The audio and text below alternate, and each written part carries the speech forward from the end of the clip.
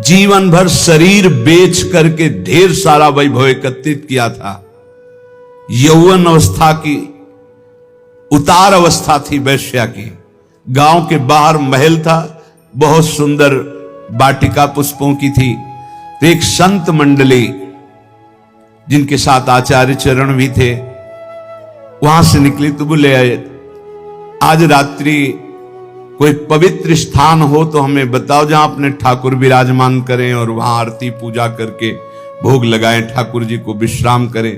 तो कुछ उद्दंड लोग थे, उन्होंने कहा हाँ बहुत पवित्र स्थान है, वो जो बगीचा देख रहे हो ना वो परम पवित्र ही है, क्योंकि वहां वैश्या अपने मित्रों के साथ हास्य विलास ऐसे करती रहती थी। संत सरल चित्त, कहीं कोई संशय नहीं, विश्वास, गए वहां, जल छिड़का, सोहनी लगी, ठाकुर जी विराजमान हुए। बस थोड़ी ही देर में भोग लगने के बाद जब आरती हुई, संध्या आरती, तो शंख घंटानाद, वैश्या ने सुना कि मेरे बगीचे में शंख घंटानाद कहां से, मैं तो नीच आचरण कर दृष्टि डाली तो एक से एक परमहंस महात्मा सब। ओहो, मुझ अभागिनी के भाग्य खुल गए, ये भगवत प्रेमी महात्मा कहां से आ गए। अभी तक तो कौओं जैसी चेष्टा करने वाले लोगों का संग ये हंस कैसे आ गए हमारे बगीचे में। आज मेरे ऊपर भगवान की विशेष कृपा, अहेतुकी कृपा, क्योंकि मेरे कोई ऐसे आचरण नहीं जिससे भगवान प्रसन्न हो, क्योंकि बिना भगवान के प्रसन्न हुए ऐसे महापुरुषों का दर्शन कैसे हो सकता है। गई स्वर्ण के कुछ मुद्राएं, चांदी की मुद्राएं, कुछ फल मेवा आदि रखकर, महाराज स्वीकार करो। कौन हो तुम? भगवान जिस बगीचे में बैठे हो इस दासी का ही बगीचा है। कौन हो तुम? वैश्यावृत्ति से जीवन निर्वाह करने वाली हूं, मैं वैश्या हूं। बेटा कोई बात नहीं, भगवान के तो सब संतानें हैं, कोई बात नहीं, पर हम लोग तुम्हारा ये फल, ये धन, ये भोग सामग्री नहीं पा सकते, शास्त्र मर्यादा है। तो क्या भगवान हमारे उद्धार के लिए कोई रास्ता नहीं? कहा है तुम सब संपत्ति, आभूषण ये बेच करके एक रत्नों का हार बनाओ और रंगनाथ जी के माथे पे धारण करो, सारे पाप नष्ट हो जाएंगे, तुम्हें भगवत प्राप्ति हो जाएगी। और आज से वैश्यावृत्ति बंद। अब भगवान वचन देती हूं, आज तक कभी ऐसा आनंद प्राप्त ही नहीं हुआ था संत समागम का। वचन देती हूं कभी अब इस शरीर को अपवित्र नहीं करूंगी। और सब आभूषण जो जो वैभव बेचने वाला था बेच करके, फिर उसके मन में आया कि क्या मुझे मंदिर में जाने दिया जाएगा। आचार्य चरण से प्रार्थना की, प्रभु मैं वैश्या हूं और प्रसिद्ध हूं, क्या मुझे मंदिर में जाने दिया जाएगा? तो उन्होंने कहा जब हम आदेश करेंगे तो मंदिर में जाने दिया जाएगा, तुम अपने हाथ से समर्पित करना, प्रभु स्वयं स्वीकार करेंगे। जब द्रवई दीन दयालु राघव तो साधु संगति पाई। जब साधु संगति मिल जाती है तो संस्कृति का अंत हो जाता है। सबको आश्चर्यचकित था, इतनी नीच आचरण करने वाली अपने हाथ से कैसे भगवान के मस्तक पर, मुकुट पर। आचार्य चरण ने कहा जब तैयार हो गया मुकुट, चलो। जीव ही आगे चलना हुआ, रुक गई। भगवान मेरा पाप, मेरा पिंड नहीं छोड़ रहे। क्या हुआ? मैं रजस्वला हो गई। अब कैसे? कर तुम मकर तुम मन्य था कर तुम सर्व समर्थ आचार्य, इष्ट से भी ज्यादा। तो सब लोगों ने सुन लिया था रजस्वला स्त्री का भगवद श्री विग्रह स्पर्श करना निषेध है, क्योंकि वह पवित्र थी। कहा चलो चलो जाओ। सबने रोका, प्रभु आप आचार्य हैं, आप कैसा? अगर रंगनाथ जी स्वीकार कर रहे हैं तो तुम्हें किसी को रोकने की जरूरत नहीं, और रंगनाथ जी स्वीकार करें इसका प्रमाण होगा कि सर झुका देंगे। बेटा तू जा, मस्तक पर मुकुट, रंगनाथ जी का श्री विग्रह का ऐसे मुकुट, कर तो मकर तो मन था, कर तुम सर्व समर्थ आचार्य, गुरुदेव इष्ट देव, उसको परम पद की प्राप्ति है। एक एक सेवा, एक एक वृत्ति भगवत प्राप्ति कराने में समर्थ है यदि आप विश्वास कर ले। दूसरा, कृष्णदास जी अधिकारी पद पर थे, श्रीनाथ जी की समस्त सेवा विधान के अधिकारी थे श्रीनाथ जी, और वो अपने लाडले ठाकुर के लिए स्वयं जाते थे आगरा सेवकों के साथ विविध प्रकार की सेवा सामग्री खरीदने। श्रीनाथ जी अन्योर के पास गिरिराज जी में जहां प्रकट हुई वहीं विराजमान थे उस समय। आप इस बात पर बहुत ध्यान देना, भगवत प्राप्ति की बात कह रहा हूं। वहां गए तो सैकड़ों लोग घेरे हुए थे, तो सोचा क्या हो रहा है देखें, तो एक वैश्यावृत्ति से अपना जीवन निर्वाह करने वाली नवीन वैश्या नृत्य करके लोगों से अर्थ ले रही थी। नाचना गाना रिझाना, कोई 10 कोई 5 कोई 1 ऐसे। कृष्णदास जी वयोवृद्ध थे, महापुरुष, भगवत सखा है, नित्य सखा है, बहुत उच्च कोटि के महापुरुष, कोई साधारण नहीं। वैश्या को देखा, उसकी हाव भाव चातुरी, उसका बोलना, उसका चितवन निकाला ठाकुर जी के सेवा वाले से 10 रुपया। वैश्या ने देखा कि संत हैं पर बड़े रिझवार संत हैं, 10 रुपया फिर निकाला। अब वैश्या की तो दृष्टि उन्हीं पे जम गई, 2-3 बार नजदीक आए, उनका 1000 मुद्राएं देंगे। अरे उनका मालिक आदेश करो, कहां है? बोले पूरे परिकर सहित जहां हमारा विश्राम स्थल वहां, अब तुम केवल हमें दिखाओ। 1000 मुद्रा में तो पूरे परिकर सहित गान बजा नृत्य। ठीक है, उनके परिकर से कहा कि 1000 मुद्राएं सब आपस में बांट लो, और वैश्या से कहा मेरे बादशाह के सामने तुम्हें नाचना है, तुम जितनी संपत्ति कहोगे उतनी दें, केवल नाचना है। उनका हमारा तो जीवन कृतार्थ हो गया। आप कौन हो? काम? बोले कुछ परिचय नहीं, बस मेरे साथ चलना है, और ये तुम्हारे परिकर का कोई नहीं चलेगा। इनको जितना आप कहो हम अर्थ दे दें, जिनसे इनका जीवन निर्वाह होगा, और तुम हमारे साथ चलो। ऐसा ही अधिकारी थे, खूब वैभव था। अब तो पूरे गिरिराज जी में, ब्रज में फैल गया कि बुढ़ापा बुद्धि बदल रही है। भाई देखो माया का प्रताप। कृष्णदास जी अधिकारी एक नवीन अवस्था की वैश्या आगरा से लाए हैं भाई, लेकिन संतों का उद्देश्य जो होता है वो कोई बिरला ही जान पाता है। अपनी कुटिया के बगल में एक झोपड़ी बनाए, विराज है, और ब्रज के समस्त महान कुंडों का स्नान करवाया। फिर सुंदर पद पूर्ण रूप से अपनी रस रीति से गाना सिखाया, उसे ऐसे गायन किया है, और अपनी रस रीति के वाद्य।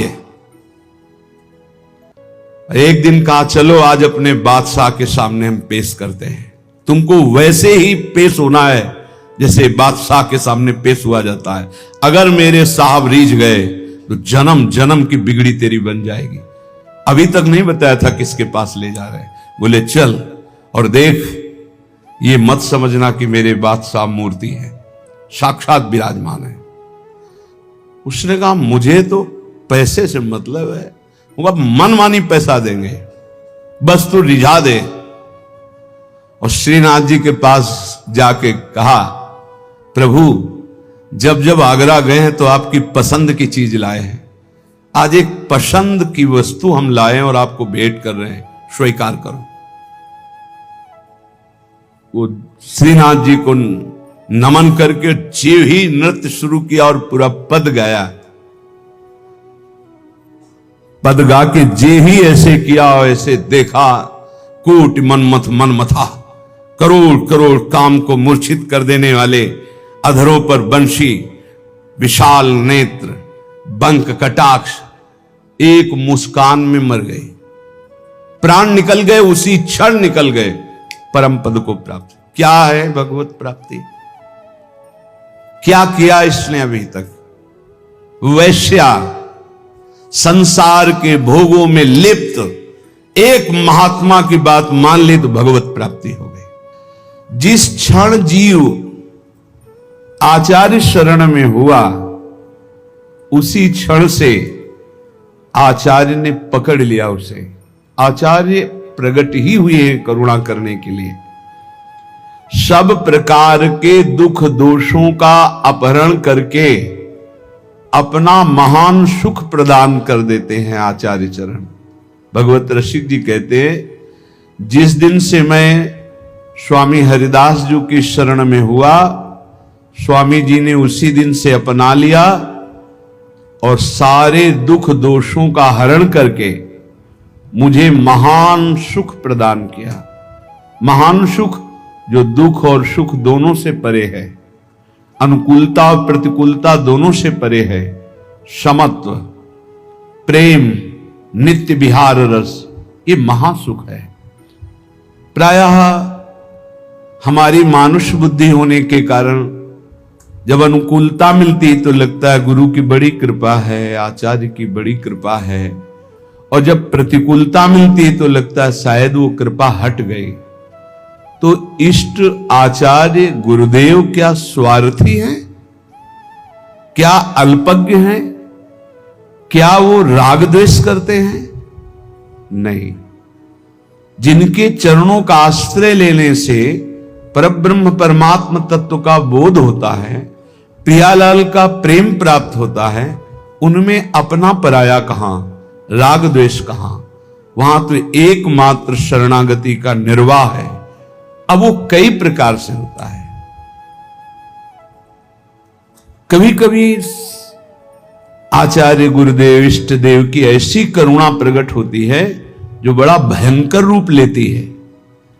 हमारे लिए ऐसा लगता है बड़ा भयावना है, और परिणाम बड़ा सुहावना होता है कि यदि वो ऐसी कृपा न करते तो ये परिणाम न मिलता। पक्का मान लीजिए। कभी कभी ऐसा सुहावना लगता है कि बहुत कृपा है, पर सुहावना लगना ज्यादा अच्छा ठीक नहीं, क्योंकि जब भयावना आएगा तब हम सुहावने में पले हैं तो हमारा मन कहीं प्रतिकूल ना हो जाए आचार्य चरणों से, गुरुदेव से, इष्ट देव से। इसलिए ये हृदय में चिंतन कीजिए कि आचार्य कृपा, गुरु कृपा, इष्ट कृपा ये एक ही है और ये परम सुख प्रदान करती है। परम सुख जो ब्रह्मा के द्वारा रचा हुआ नहीं है।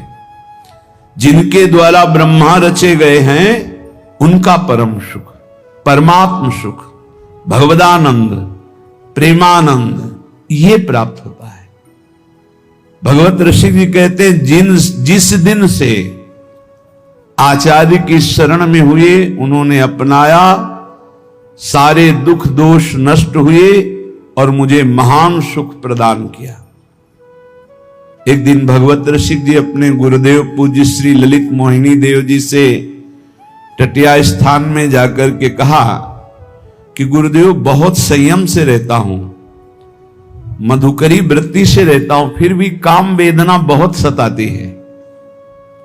मानो ये हर उपासक का प्रश्न है। बहुत संयम से, बहुत इंद्रियों को अंतर्मुख रख के, फिर भी ये काम वेदना सबसे बड़ा वेग है। ये काम बड़े बड़े ज्ञानियों का भी शत्रु है। साधारण पुरुषों को तो मार ही गिराता है, ये ज्ञानियों को भी गिरा देता है। इसमें बड़ा लुभावनापन है। भगवत रसिक जी के गुरुदेव ने कहा श्री ललित मोहिनी देव जी ने कि वो करवा उठा के ला, उसमें पानी भरा, थोड़ी देर में उसमें तेल उतराने लगा। कहा देखो पहले इसमें तेल नहीं दिखाई दे रहा था, कुछ दिन पहले इसमें तेल रखा गया था, सुखाने पर ऐसा लगा तेल खत्म हो गया है, लेकिन पानी डाला तो उसमें ऊपर चिकनाहट दिखाने लगी। देखो ऐसे ही थोड़ी दिन साधना करने पर, तप के द्वारा सुखाने पर ऐसा लगता है काम वेदना नष्ट हो गई, लेकिन जहां काम का संयोग होता है फिर दिखाई देने लगता है। फिर उस करवे को रसोई अमनिया की गई थी तो बहुत आग बची हुई थी, उसी आग में रख दिया। थोड़ी देर के बाद निकाला, फिर पानी डाला, बिल्कुल तेल नहीं आया। बोले देखा अब नहीं। जब प्रभु के मिलन की आग में हृदय जलने लगता है, तड़पने लगता है, रोना सिसकना तड़पना आहों की जागीर, आहा आज की रात गई आप नहीं आए, हाय आज का दिन भी गया आप नहीं आए, तड़प तड़प करके वो एक एक मिनट व्यतीत कर रहा है। उस तड़पन की अग्नि में, विरहाग्नि में फिर ये काम क्रोध लोभ मोह मद मत्सर सब भस्म हो जाते हैं। आचार्य कृपा, गुरु कृपा भगवत मिलन की चाह प्रकट करती है। ये न समझे कि गुरु कृपा आचार्य कृपा से केवल लौकिक सुख सुविधा मिल जाए तो सिद्ध संत, हमारे पुत्र नहीं हो रहा था तो गर्भ रह गया, भाई बड़ी कृपा, बड़े सिद्ध संत, बड़ा सिद्ध दरबार, हमारा काम नहीं बन रहा था, अमुक काम बन गया। भूल में मत रहना, ये सुकृत का फल है। संत महापुरुषों के समागम का फल है संस्कृति का अंत हो जाना, द्वंद्वों का नाश हो जाना, प्रियालाल से मिल जाना जिनसे हम जन्म जन्मांतर से बिछड़े हुए हैं। भगवत ऋषि जी कहते हैं ये सुख हमें आचार्य चरण ने प्रदान किया। सायन कहते हैं भाष्यकारों को, वेदों का, शास्त्रों का, पुराणों का बहुत ज्ञान है, बड़ी कीर्ति है, बड़े महाजन, सम्मान प्रतिष्ठा भी है, पर यदि प्रभु से प्रेम नहीं तो इसका क्या होगा? शास्त्रों का व्याख्यान कर लेना, पुराणों का व्याख्यान कर लेना, समाज में कीर्ति प्रतिष्ठा धन वैभव महिमा प्राप्त हो जाना, क्या है इससे? अगर प्रभु के नाम में प्रीति नहीं, धाम में प्रीति नहीं, लीला में प्रीति नहीं, प्रभु के लिए रोना नहीं आया तो मिला क्या? शरीर छूटने के बाद न तुम्हारी कीर्ति जाएगी, न पैसा जाएगा, न ज्ञान जाएगा। ज्ञान वही जागृत होता है जो भगवत अनुराग में या आत्म प्रीति में, और ये सब भूल जाता है, पढ़ा लिखा ज्ञान भूल जाता है। जैसे गर्भ में भी तो ज्ञान हुआ था, भगवान ने हमें ज्ञान दिया था, हे नाथ अब की बार मां के गर्भ से बाहर करो, बाहर निकलकर इतना तप पूर्वक भजन करूंगा कि दोबारा किसी मां के गर्भ में ना आऊं। लेकिन जब बाहर आए, कहां कहां कहां भूल गया वो ज्ञान, फिर लग गए मैं और मोर तोर तय माया, जही बस कीन्हे जीव निकाया, भूमि परत भा ढावर पानी, तिम जीव ही माया लपटा। फिर भूल गए। ज्ञान किस काम का? जो विस्मरण करा दे। शुद्ध ज्ञान बोध है, शुद्ध ज्ञान भगवत प्रेम है। जोग कुजोग ज्ञान अज्ञानु, जाने राम प्रेम पर धानु। भगवत रसिक जी कह रहे हैं बड़े बड़े शास्त्रों का ज्ञान होना, पुराणों का ज्ञान होना, मान प्रतिष्ठा मिलना, वैभव होना, ये सब है, भगवत प्रीति नहीं है, भगवान के लिए रोना नहीं आया, निरंतर स्मृति नहीं है, तो जीवन का कोई विशेष लाभ नहीं। प्रिया प्रीतम के अनन्य भाव में जो डूबे हुए रसिकाचार्य महाजन हैं, इनकी शरणागति मात्र किशोरी जी के चरणों में प्रेम प्रदान करती है। पर शरणागति होती मन से, वचन से, कर्म से, स्वयं से। हमारे कर्म प्रिया प्रीतम के लिए, हमारा मन प्रिया प्रीतम में लगे, हमारी वाणी प्रिया प्रीतम का नाम जप करे, गुण कीर्तन, पद कीर्तन करे, तो स्वयं में अनुभूति होने लगेगी कि मैं श्यामा जी का हूं, मैं प्रिया प्रीतम का हूं। बोले बड़े बड़े योगियों का पवित्र किया हुआ सूक्ष्म मन भी जिस नित्य विहार रस में, अर्थात श्यामा श्याम की प्रेम केली में प्रवेश नहीं कर पाता, वहां स्वामी जी महाराज की कृपा से हमारा प्रवेश हो गया, भगवत ऋषि की कहते हैं।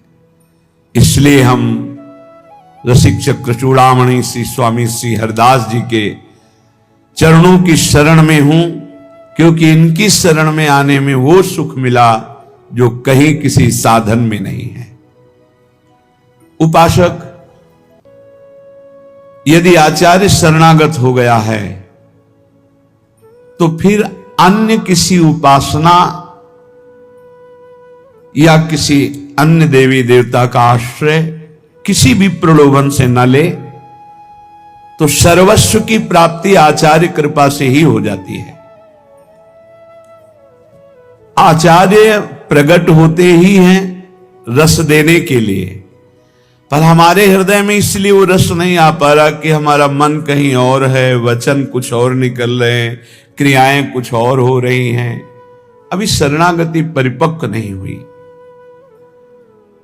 श्रीपाद प्रबोधानंद जी देखो इसी शरणागति की प्राप्ति होने पर कह रहे हैं धन्योस्मि, मैं धन्य हो गया। जैसे भगवत ऋषि जी कह रहे मैं धन्य हो गया। बोले मेरी शरणागति पूर्ण हुई कि नहीं ये कौन बताएगा, आपकी छाती बताएगी। धन्योस्मि, मैं धन्य हो गया। कैसे तुम्हें बताएं? स्वप्न में भी भय नहीं होने देते, स्वप्न में भी प्रभु स्वप्न में भी भय नहीं होने देते। कभी भयावह स्वप्न जैसे मन दिखाए, उस समय प्रभु आकर के भय से मुक्त, स्वप्न में तब बहुत कितने करुणा में, जागृत में भय दुख की तो बात जाने दो, स्वप्न में भय नहीं होने देते।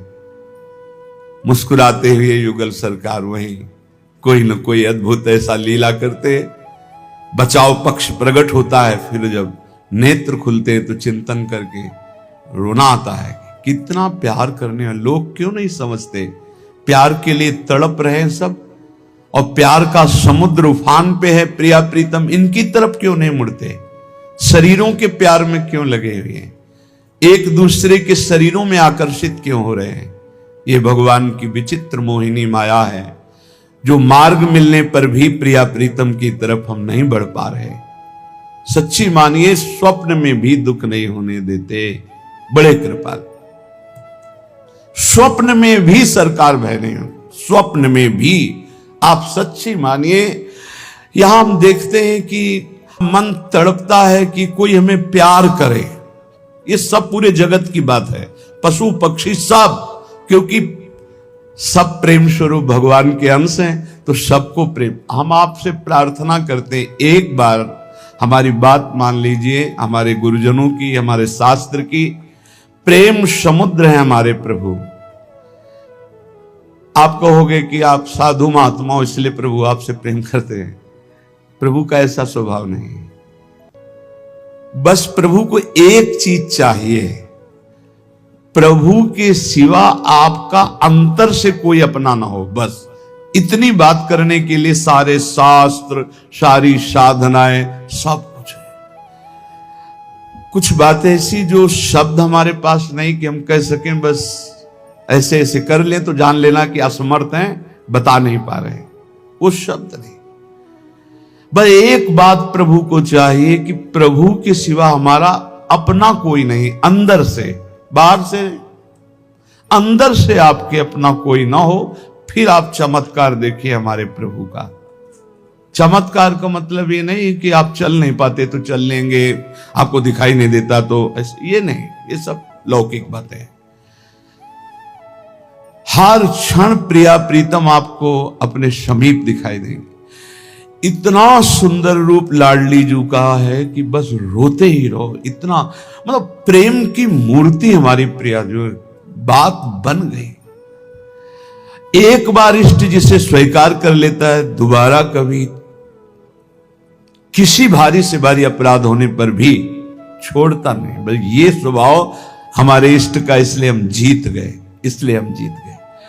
श्री वृंदारण्य धन्योष्मी परम महत्व कृपा पात्रित्वोष्मी यतोहम ये न दत्तो विधि सुख सनकाद्यर्थनीया सुवासा।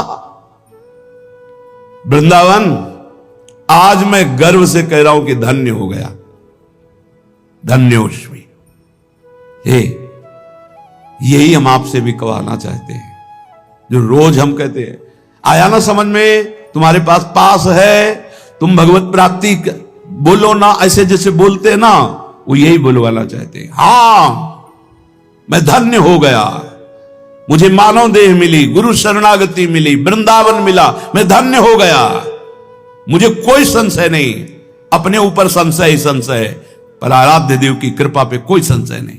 यही कहलाना चाहते हैं, यही, और इसी से काम बनता है, इसी से काम बनता है।